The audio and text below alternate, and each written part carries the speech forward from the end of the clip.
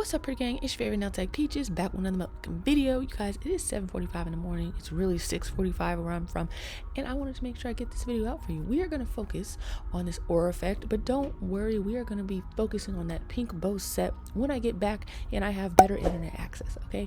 So before we get into it, you guys don't forget to subscribe, turn your notifications on, follow me on Instagram, and join my broadcast channel. Remember, it's a whole lot of tens of thousands of y'all watching my channel every day, every week.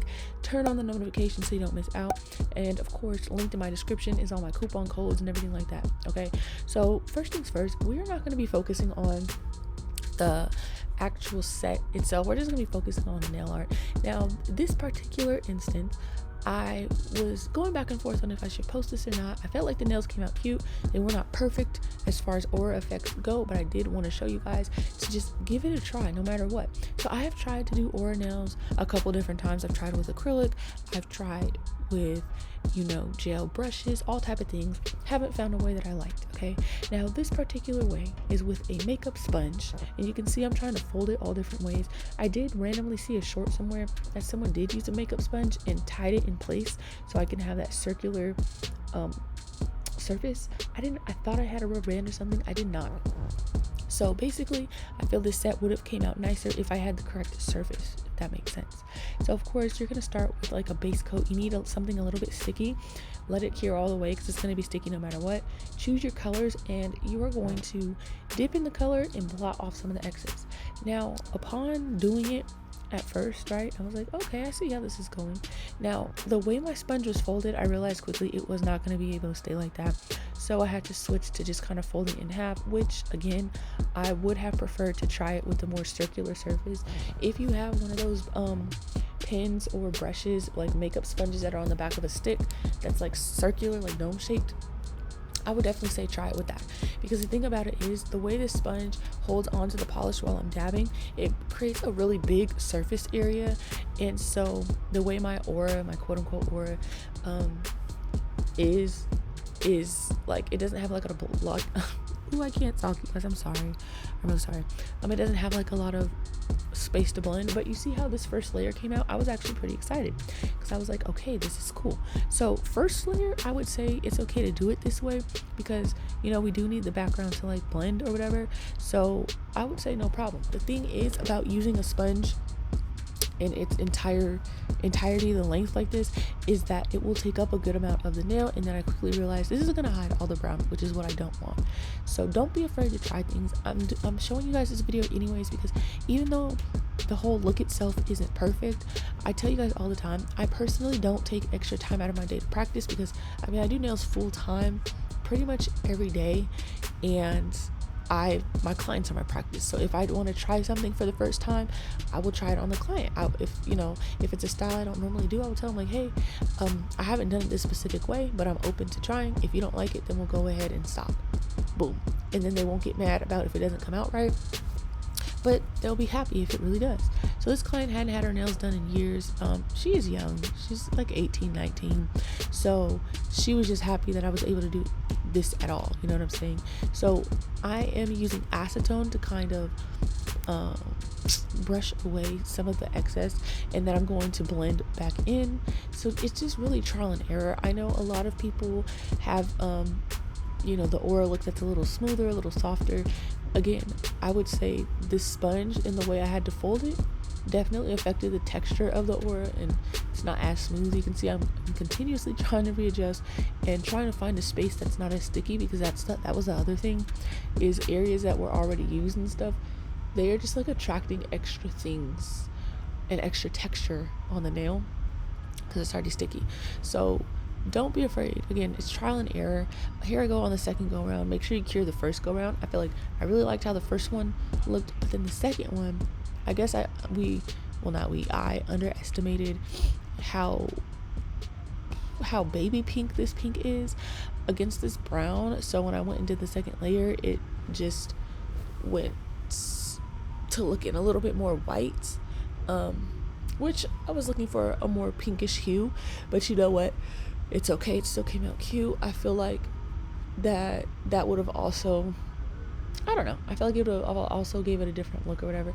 But you guys can see as I'm dipping and dabbing and sponging, the texture is less smooth and more kind of like, you know, like on a basketball, how it has that sort of texture.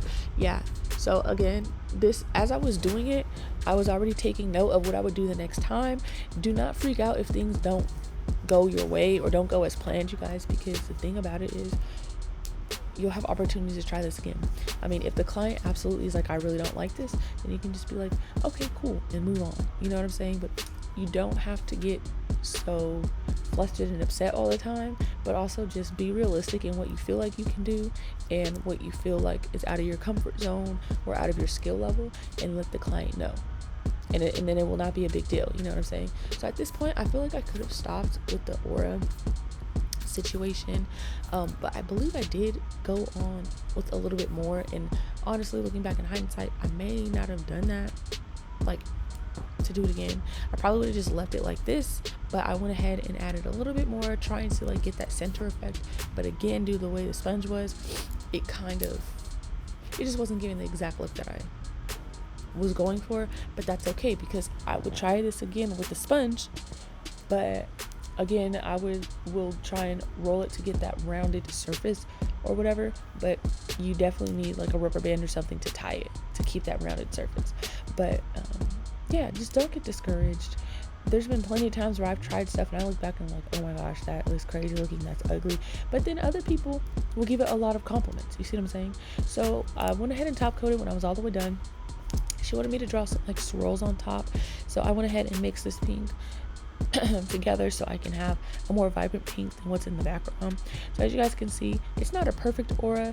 It may not be the cleanest, nicest, you know, airbrushiest looking, but then again, this is not an airbrush, and so this is about finding different techniques to use besides an airbrush. Because me personally, as I mentioned before, I'm not gonna buy stuff all the time for every little trend there is.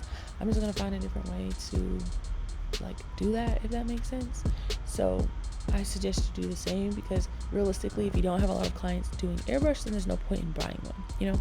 So I just kind of free-handed these little swirls, and I feel like they added a really, really nice effect. I ended up liking the final result a lot. And another reason why I wasn't too worried about the aura effect not being exactly perfect is because I knew we were going to be doing a little bit of something on the top.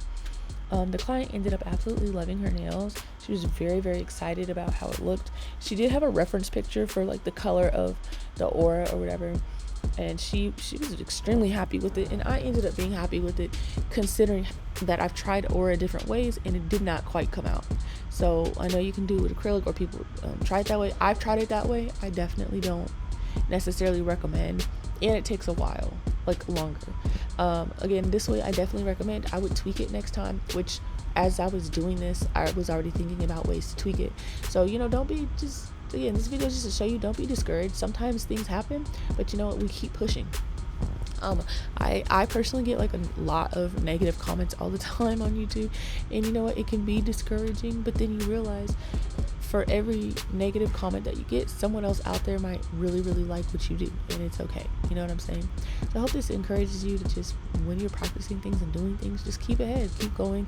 If you and the client like it, and you know you're thinking of ways to improve next time, just keep at it. I apologize for the low sound, you guys. Again, I'm still in Arizona. There's a bunch of people in the house. There's babies in the house. So I kind of have to keep it down. But once you cure everything, you're going to go ahead and top coat. I did add a couple of pearls onto the ring finger, but, you know, I didn't feel like adding an additional 2 minutes to this video, because you guys, it took over, 24 hours to upload the video that I made yesterday. Okay, so just to give you an idea, I want this to get out as soon as possible. So again, here's the final look. It's not perfect, but I still think it's cute. I hope you guys all enjoyed this video. I hope it gave somebody the motivation to keep pushing. And as always, I'll see you guys in the next video.